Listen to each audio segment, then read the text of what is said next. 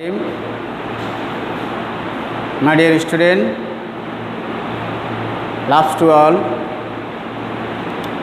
I am Mr. Shirajul Haq Patwari, Senior Teacher, Nolpur High School. Today, I am teaching you Class 8. Our lesson is articles. What is articles? Article A and D. There is article A and D. There are two kinds of article. One is indefinite article A N. You be careful, listen to me. There are two kinds of article: indefinite article and definite article. Indefinite article A N. A N. Indefinite article, and definite article D. যেহেতু তোমরা অষ্টম শ্রেণীতে পড়তেছ, তোমরা বোঝার জন্য আমি তোমাদেরকে বাংলা বলছি। আমরা আজকে যে আর্টিকেল পড়ব, তো আমাদের আর্টিকেল চ্যাপ্টারটা আমাদের জেএসসি পরীক্ষাতে 10 নম্বরের প্রশ্নে আসে। আমাদের প্রশ্ন নম্বর 10। আমাদের প্রশ্ন নম্বর 10। সেখানে আমাদের আর্টিকেলের ব্যবহার আসবে। কিন্তু আমরা আর্টিকেলের ব্যবহার জানতে হলে আমরা প্রথমত আর্টিকেল জানতে হবে, আর্টিকেল সম্বন্ধে বুঝতে হবে, কোথায় কোথায় আর্টিকেল বসে, কোথায় এ বসে, কোথায় এন বসে, কোথায় আর্টিকেল বসে না, আমরা তা জানতে হবে। আমাদেরকে বিস্তারিত আলোচনা করতে হবে। আসলে আমাদের অনলাইন ক্লাস, এত বেশি আলোচনা করার আমাদের সময় কম, তাই আমি সংক্ষেপে বলছি, তোমরা ভালো করে শোনো। আর্টিকেল হলো দুই প্রকার। এক নম্বর ইনডেফিনিট আর্টিকেল, অনির্দিষ্ট, এটা কোনো নির্দিষ্ট না। যেমন এ ম্যান, একজন মানুষ; এ ফ্যান, একটি কলম; অ্যান এগ, একটি ডিম; এ বল, একটা বল। তাইলে এটা হইল সব অনির্দিষ্ট, অর্থাৎ একটা, যে কোনো একটা, এনি। অথবা এন বসাইছি, সেটাও একটা। এ অর্থ একটি, এন অর্থ একটি। তাইলে আমরা কোথায় এন বসবে, কোথায় এ বসবে, আমরা পরে তা বিস্তারিত আলোচনা করব। কোথায় দি বসবে আমরা তাও জানব। তাহলে আমাদের ইংরেজি ভাষা শুদ্ধ করতে হলে, গ্রামাটিক্যাল শুদ্ধ করতে হলে আমাদেরকে অবশ্যই আর্টিকেলের জ্ঞান থাকতে হবে। তাই আমাদের পরীক্ষাতেও আমাদের আর্টিকেল চ্যাপ্টারটা আছে। আমাদের 10 নম্বর প্রশ্নের 10টা গ্যাপ পূরণ করতে পারলে আমাদের 5টা নাম্বার। তাইলে আমরা জানলাম আর্টিকেলগুলি হইল কি, বাক্যে ব্যবহৃত। এগুলি আসলে আর্টিকেলগুলি অ্যাডজেক্টিভ। আর আর্টিকেল দুই প্রকার, ইনডেফিনিট আর্টিকেল এ এবং এন। আমাদেরকে সবসময় মনে রাখতে হবে ইনডেফিনিট আর্টিকেল এ এবং এন, আর ডেফিনিট আর্টিকেল ডি।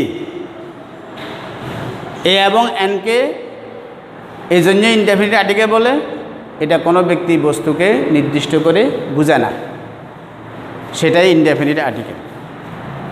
তাইলে আমরা জানলাম ইনডেফিনিট আর্টিকেল কি। ইনডেফিনিট আর্টিকেল হলো যে আর্টিকেল কোনো ব্যক্তি বা বস্তুকে নির্দিষ্ট করে বোঝায় না, অনির্দিষ্ট, সেটা ইনডেফিনিট আর্টিকেল। আর ডেফিনিট আর্টিকেল হলো যেটা কোনো নির্দিষ্ট করে কোনো ব্যক্তি বা বস্তুকে, কোনো স্থান অথবা কোনো ঘটনাকে নির্দিষ্ট করে বোঝায়, নির্দিষ্ট, ডেফিনিট। তাই ডেফিনিট আর্টিকেল হলো দি। এখন আমরা জানতে পেরেছি এ এবং এন দি অনির্দিষ্ট ব্যক্তি বা বস্তুকে বোঝা, আর দি দিয়ে কোনো নির্দিষ্ট ব্যক্তিকে বোঝা। দি ম্যান, লোকটি। দি ম্যান, লোকটি। দি ফ্যান, কলমটি। দি ফ্যান নির্দিষ্ট করে বুঝেছে, এই জন্য দিকে ডেফিনিট আর্টিকেল বলা হয়। এখন আমাদের জানতে হবে কোথায় কোন আর্টিকেল ব্যবহৃত হয়। সাধারণত ইংরেজি ভাষায় যে লেটারগুলি আছে সেটা আমরা জানি দুই ভাগে বিভক্ত, একটা ভাওয়েল, একটা কনসোনেন্ট। ভাউল বলা হয় এ, ই, আই, ও, ইউ, এই পাঁচটা হলো ভাওয়েল। আর কনসোনেন্ট আমাদের এই পাঁচটি ছাড়া বাকি 21টি হলো কনসোনেন্ট। তাহলে সাধারণত ভাউলের পূর্বে আর্টিকেল এন বসে। সাধারণত ভাউলের পূর্বে আর্টিকেল এন বসে। আমরা এই কথা সাধারণভাবে মনে রাখতে হবে। সাধারণত ভাউলের পূর্বে আর্টিকেল এন বসে। যেমন an orange, an orange, an egg,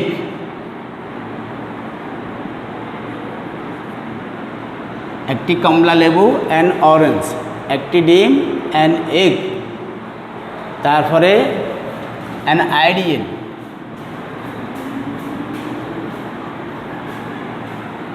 তারপরে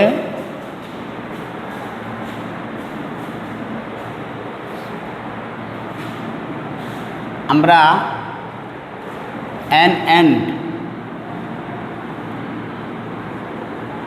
একটি পিঁপড়া। আমরা সাধারণত জানি যে আমাদের ভাওয়েলের পূর্বে আর্টিকেল এন বসে আর কনসোনেন্টের পূর্বে আর্টিকেল এ বসে। এ চেয়ার, এ বুক, এগুলো হইল কনসোনেন্টের পূর্বে আর্টিকেল এ বসছে। এটা আমাদের সবসময় মনে রাখতে হবে।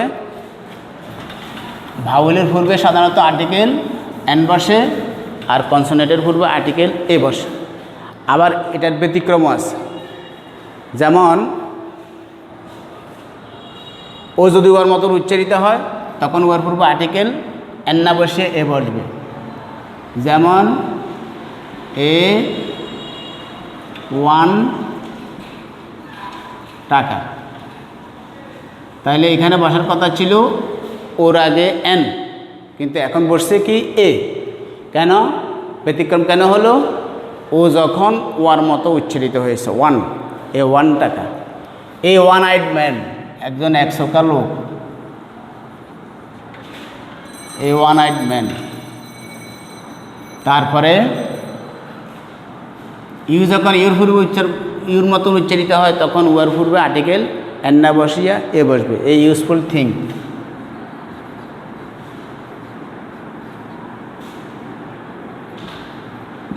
তাইলে আমরা দেখলাম ব্যতিক্রমও আছে। সবসময় যে আর্টিকেল ভাওয়েলের পূর্বে এন বসবে সেটাও না, ব্যতিক্রমও আছে। ব্যতিক্রম নিয়মগুলিও আমরা জানতে হবে। আর নির্দিষ্ট করে বুঝাইলে দি, আমাদের মনে রাখতে হবে কোনো নির্দিষ্ট স্থানের পূর্বে আর্টিকেল দি বসবে। নদী, পাহাড়, পর্বত এগুলির নামের পূর্বে আর্টিকেল দি বসবে। সংবাদপত্র, পত্রিকার নামের পূর্বে আর্টিকেল দি বসবে।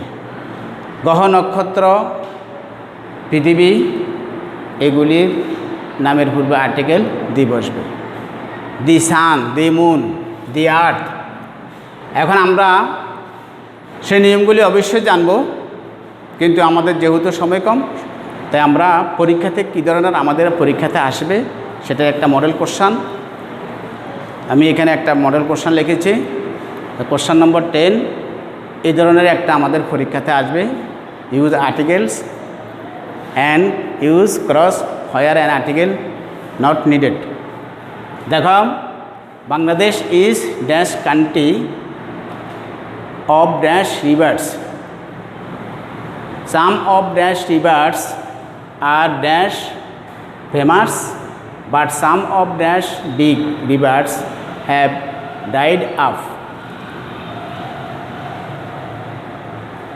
They go dry, especially in dash summer season.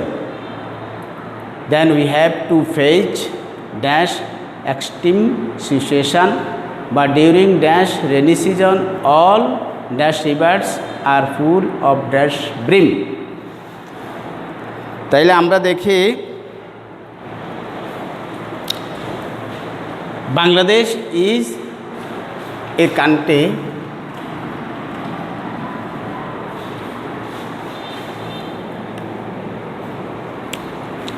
Bangladesh is a country of rivers. এখানে এ নির্দিষ্ট করে বুঝায় নাই, তাই নদীর নামের পূর্ব আর্টিকেল দিয়ে বসবে না। বাংলাদেশ ইজ এ কান্ট্রি, এখানে যেহেতু আমাদের সি কনসোনেন্ট, তার পূর্ব আর্টিকেল এ বসছে। Bangladesh is a country of rivers, Bangladesh একটি নদী মাতৃক দেশ। সাম অফ ড্যাশ রিভার্স, তাহলে নির্দিষ্ট করে বসে নাই, কমন নাউন পূর্ব আর্টিকেল বসবে না। Some of dash rivers are the famous, বিখ্যাত। But some of dash big rivers, তাহলে but some of dash big rivers have died up. আমাদের এখানে বসতে পারে দি বিগ রিভার্স, নির্দিষ্ট করি কিছু। They are dry specially in the summer, আমাদের ঋতুর নামের উপর আর্টিকেল দি বসে, summer, the summer season. Then we have to page dash extreme, তাহলে এখানে দেখা গেছে কি অ্যান এক্সট্রিম সিচুয়েশান, এখানে অ্যান বসবে যেহেতু আমাদের ভাওয়েল। বা ডিউরিং দি রেনি সিজন, আমাদের আমরা জানি সিজনের পূর্বে আর্টিকেল দিবসে নির্দিষ্ট করে বুঝাইছে, রেনি সিজন বর্ষাকাল নির্দিষ্ট করে বুঝাইছে। হ্যাঁ, the rainy season all the rivers, the rainy season all the rivers নির্দিষ্ট করে বুঝাইছে নদীগুলিকে, সব নদীগুলিকে। আর ফুল টু দি ব্রিম, পরিপূর্ণভাবে নির্দিষ্ট করে বুঝাইছে দি ব্রিম। তাইলে আমরা যখন আর্টিকেলের ব্যবহারগুলি শিখব, তখন নিশ্চয়ই এরকম একটা প্রশ্ন আমাদের পরীক্ষাতে আসবে। আমাদের পরীক্ষাতে 10টা আর্টিকেলের ব্যবহার আমাদের 10 নম্বরের জন্য, এক একটার জন্য আধা নম্বর, 10টার জন্য আমাদের 5 নম্বর, 5 নম্বর।